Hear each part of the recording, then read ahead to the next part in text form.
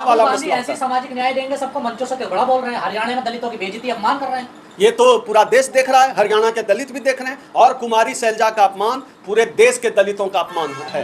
किसी की हिम्मत नहीं है, चाहे राहुल गांधी हो या और कोई नेता हो, किसी की हिम्मत नहीं है कि हुड्डा एंड कंपनी के खिलाफ कोई एक शब्द बोल दे, चाहे जितना उत्पीड़न हो जाए, चाहे किसी दलित नेत्री कुमारी सैलजा का कितना भी अपमान हो जाए, लेकिन ये लोग हुड्डा एंड कंपनी के खिलाफ नहीं जा सकते। राहुल गांधी जी ने तो संविधान उछला दिया।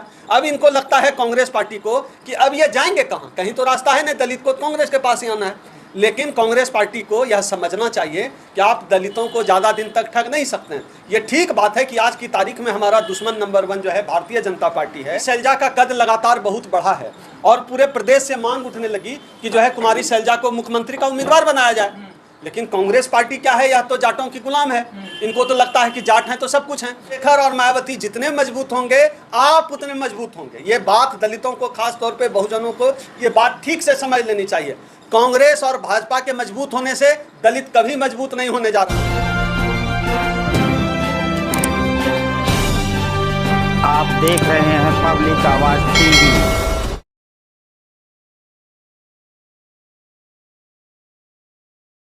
हरियाणा में कुमारी सैलजा के खिलाफ जिस तरीके का प्रचार किया जा रहा है, जाति सूचक शब्द बोले जा रहे हैं, और हुड्डा के जो समर्थक हैं वो लोग बोल रहे हैं, क्या दलितों की कोई इज्जत नहीं है दूसरी पार्टियों में?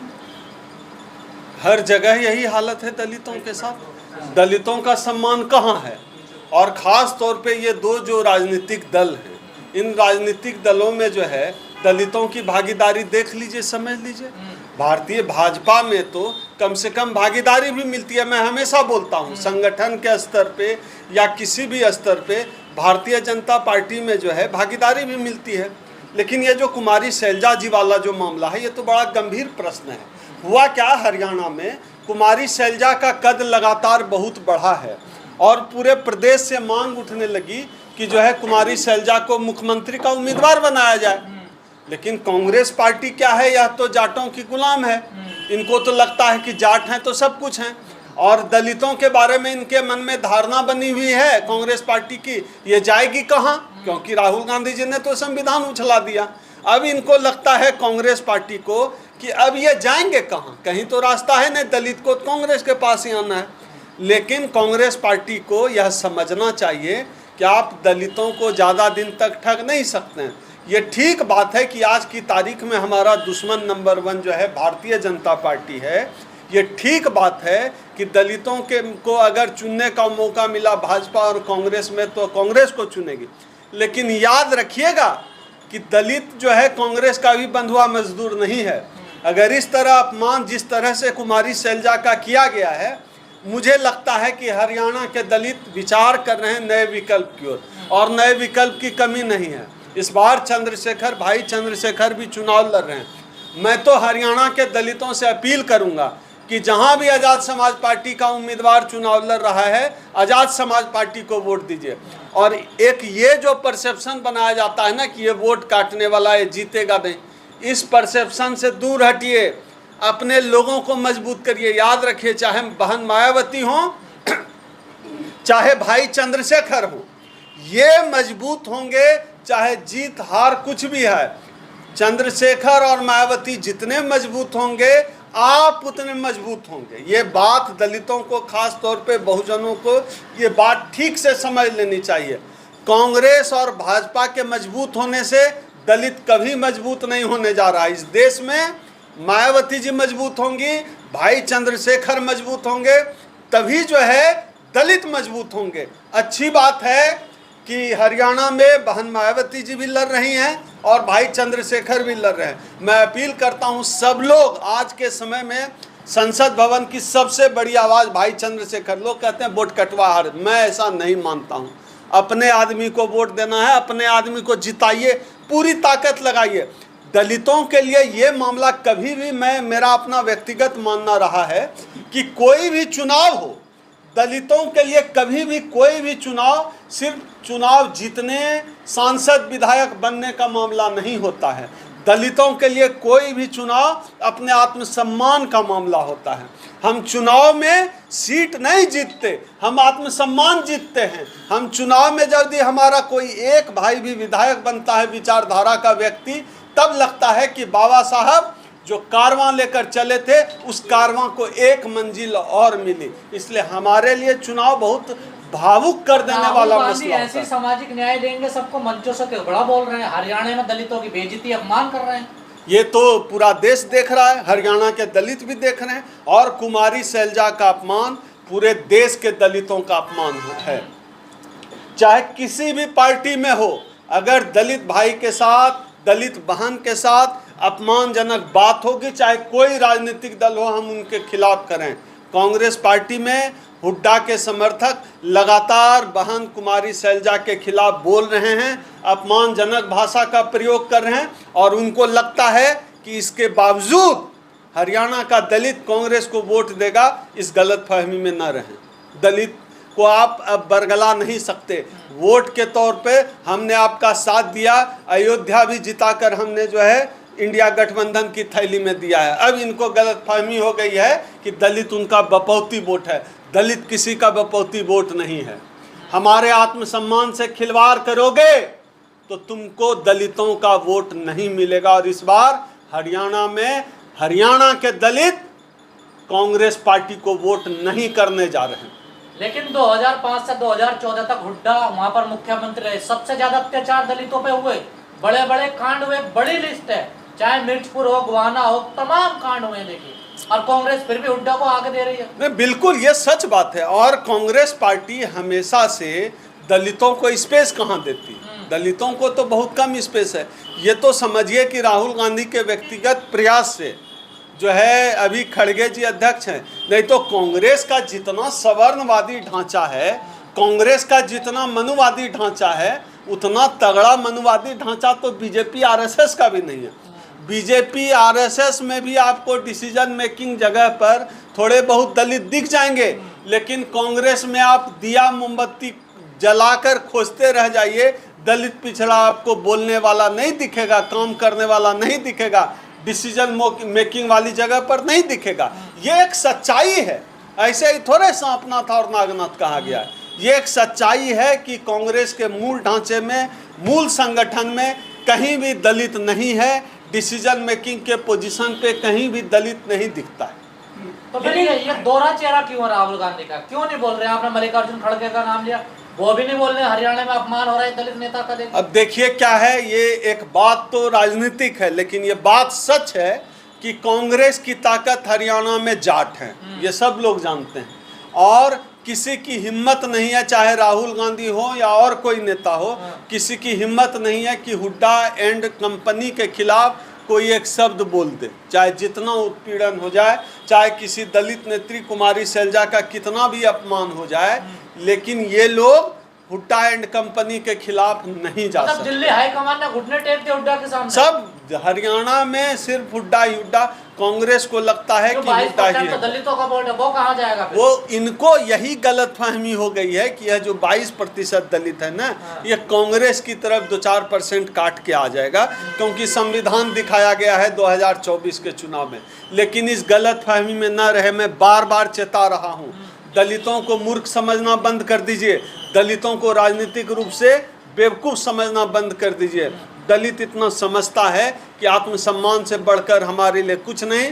कांग्रेस के लिए चुनाव जीतने और मुख्यमंत्री बनने की लड़ाई हो सकती है, भाजपा के लिए या अपना सीट और अपना राज्य बचाने की लड़ाई हो सकती है, लेकिन इस देश के दलितों के लिए चाहे हरियाणा का चुनाव हो, चाहे म्युनिसिपल तक का चुनाव, जो आत्मसम्मान का चुनाव हो। हुड्डा का तो दलितों पर अत्याचार करने का इतिहास रहा है। बिल्कुल है, और आने पर ये यही करेंगे दोबारा। कोई परिवर्तन थोड़े ही दिख रहा है। तो ये जो कांग्रेस में दलित नेता वो क्यों नहीं समझ रहे? कुमारी शैलजा का जो अपमान करने का काम किया गया है, यह एक ट्रेलर है कि अगर कांग्रेस हरियाणा में सत्ता में आती है तो हरियाणा के दलितों के साथ इनका व्यवहार क्या होने वाला है। अच्छा, हुड्डा जी आरोप लगा रहे हैं कि ये बीजेपी का षड्यंत्र है। अब हुड्डा जी राजनीतिक व्यक्ति हैं, मुख्यमंत्री रह चुके हैं, वो लगाएंगे, लेकिन इस बात से किसको इनकार है कि हुड्डा शासित हरियाणा में सबसे अधिक दलित उत्पीड़न होता रहा है। ये भी तो एक सच है। इस सच से किसको इनकार है? शैलजा ने पूरी अपनी जवानी खपा दी, कांग्रेस में बुढ़ापा आ गया है, वो बर्दाश्त क्यों नहीं कर पा रहे कांग्रेस में शैलजा को, या वो जाट है जो वहाँ के नेता जाट बिरादरी है, क्या वो क्यों नहीं चाहते कि जिस तरह से बहन कुमारी मायावती 4 बार मुख्यमंत्री बनी हरियाणा की, वो उसको बर्दाश्त क्यों नहीं कर पा रहे जाट? क्या जातिवाद ज्यादा है? बात सिर्फ कुमारी शैलजा के जीवन कांग्रेस में जीवन खपा देने की नहीं है, बात होती है कि स्ट्रक्चर कैसा है। इस संगठन का कांग्रेस का ढांचा पूरी तरह ब्राह्मणवादी है, मनुवादी है। भले ही इनके उदयपुर अधिवेशन में भी कहा गया कि आरक्षण दिया जाएगा, अब इन्होंने कुछ नियुक्तियां की जिसमें इन्होंने दलितों पिछड़ों को जगह दिया है। इस बात से कोई संदेह नहीं है कि खड़गे की कांग्रेस और जो उधर जो ब्राह्मण कांग्रेस है, 2 कांग्रेस है कांग्रेस के अंदर, एक मनुवादी कांग्रेस है, एक राहुल गांधी वाली कांग्रेस है जिसमें खड़गे हैं सामाजिक न्याय वाली कांग्रेस है, लेकिन ब्राह्मण वाली कांग्रेस ज्यादा हावी है। दलितों को हरियाणा क्या पूरे देश में 3000 साल से ज्यादा समय से नहीं पनपने दिया जा रहा है। आप कहीं बोलिए, कहीं बर्दाश्त नहीं किया जाएगा। आप भाजपा में तो थोड़ा बहुत बर्दाश्त भी कर लेते हैं, बहन जी वहाँ कह के दिखा दे कोई ऐसे नहीं बर्दाश्त ये नहीं करते हैं ना संगठन के अंदर। तो क्या जातिवादी हैं? बिल्कुल जातिवादी हैं, सबसे अधिक जातिवादी अगर कोई जाति है हरियाणा में तो जाट है, कौन नहीं जानता है। तो कोई जाट भी इस बात से इनकार करेगा क्या? ताकत कहाँ से मिली इनको इतनी पॉलिटिकली? जाति की ताकत संख्या बल सबसे बड़ी ताकत होती है। जाति का दंभ, समाज में व्याप्त असमानता और रक्त शुद्धता का दंभ कि ये छोटा है और हम बड़े हैं, यह जो दंभ है इससे उत्पीड़न की कहानियां निकल के सामने आती हैं। दलितों के वोट पसंद है, दलित नेता क्यों नहीं पसंद है जाटों को हरियाणा? क्यों पसंद आएगा? दलित पीछे पीछे नारा लगाए, दलित पीछे पीछे जय जयकार करे। दलित नेता इनको क्यों चाहिए? नेता ब्राह्मण होना चाहिए, नेता सवर्ण होना चाहिए। झोला ढोने वाला, पीछे पीछे नारा लगाने वाला, ये दलित पिछड़ा चलेगा। और डिसीजन मेकिंग हमेशा सवर्णों के हाथ रहेगा। डिसीजन मेकिंग कभी भी दलितों पिछड़ों के हाथ नहीं रहेगा। इससे इनके संगठन का जो मनुवादी तंत्र है, इनके संगठन का जो ब्राह्मणवादी तंत्र है, जहां ब्राह्मण रूल करते हैं, जहां सवर्ण जो है सत्ता स्थापित किए हुए हैं, जहां पूरा गोटी फिट किया जाता है कि यहाँ ये प्रदेश अध्यक्ष होगा, यहाँ ये होगा, यहाँ वो होगा, यहाँ ये महासचिव बनेंगे, उस तंत्र में ये कभी भी दलितों पिछड़ों को नहीं आने देंगे। शैलजा से पहले अशोक तंवर के साथ में मारपीट की गई थी दिल्ली में पद और कद को लेकर, फिर वो आम आदमी पार्टी में गए, वहां से फिर वो जो बीजेपी में आ गए हैं। ये जो हरियाणा में जाट हैं, ये दलितों को सम्मान क्यों नहीं दे रहे हैं? क्या उनकी दाल निकल पाते दलितों की हरियाणा कांग्रेस में? क्या मानते हैं आप? नहीं, ऐसा नहीं है। देखिए जो स्ट्रक्चर है, जैसा मैं स्ट्रक्चर पे चर्चा कर रहा हूँ, पूरी तरह से यह जो जातिवादी भेद है, चाहे राजनीति में हो या सामाजिक जीवन में हो, पारिवारिक जीवन में हो, यह जातिवादी मानसिकता कोई समाज से अलग नहीं है और राजनीतिक दल समाज से अलग नहीं, ये हमारे समाज में है, राजनीति का हिस्सा है। और हुड्डा को लगता है कि उसके बिना कांग्रेस नहीं चल सकती, और कांग्रेस को भी लगता है कि हरियाणा में हुड्डा के बिना वो नहीं चल सकते। ये एक दूसरे का पूरक हैं। ऐसी स्थिति में जो सामाजिक समीकरण है, दलितों को दबाया गया है, तो वही मानसिकता लेकर जाट चलते हैं और हुड्डा जिस जाति से हैं उस जाति के लोग दलितों पिछड़ों को दबाते हैं। मिर्चपुर से लेकर तमाम इतिहास आप देख लीजिए, यही इतिहास है हरियाणा का। देखिए कांग्रेस का पुराना इतिहास रहा है कि चाहे चौधरी प्रेम सिंह दिल्ली में रहे हैं और पूरी जिनकी खपा थी उनको सीएम नहीं बनने दिया था। इसके पहले फिर जगजीवन राम जी भी प्रधानमंत्री नहीं बन पाए थे। तो फिर ये दलित नेता वहाँ शोषित रहे हैं, ये पीड़ित रहे, तो वहाँ जाते क्यों है? फिर ये अब नया नंबर शैलजा का आ गया है। ऐसा है कि कल की तारीख में एक बहुत खूबसूरत उदाहरण देता हूँ कि हमारे लोग जो है क्यों चले जाते हैं बड़े राजनीतिक दलों में। आज मैं अम्बेडकरवादी हूँ, मैं निर्विरोध, अगर मैं चुनाव लड़ता हूँ निर्दलीय, तो हो सकता है और इस बात की ज़्यादा संभावना है कि मेरी जमानत जब्त हो जाएगी।